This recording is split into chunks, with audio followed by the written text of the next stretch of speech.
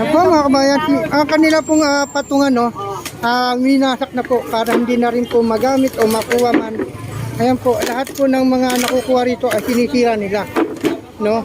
Lahat po ng nandito kasi yan. Kasi po ito ay para sa tao po itong bangketa nito. Ayan po kung nakikita nyo, ayan, no.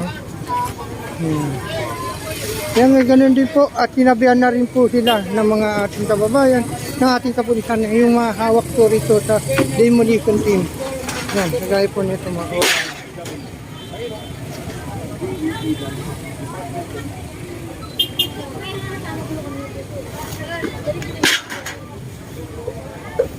Para tayo masukal dito eh. Nasisirang duty mo, di ba? Tama? Dapat eh, hindi pa tayo dito eh. Di ba? Kaya po, nakukuha niya pa sa biro ang ating mga... At alam po natin na mainit ang panahon. No?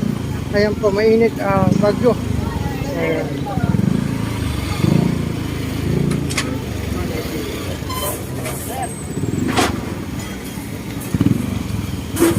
Lahat po ng mga nandito, yan pinapahakot.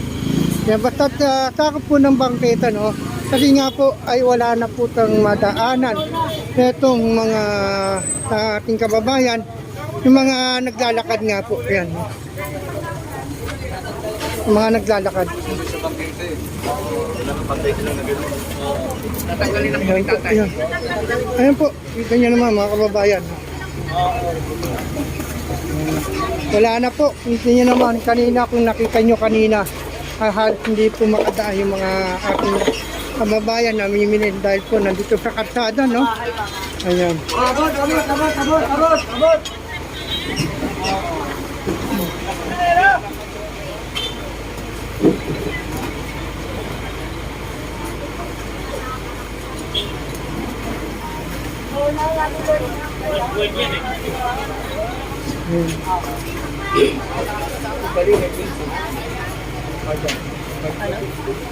Ano?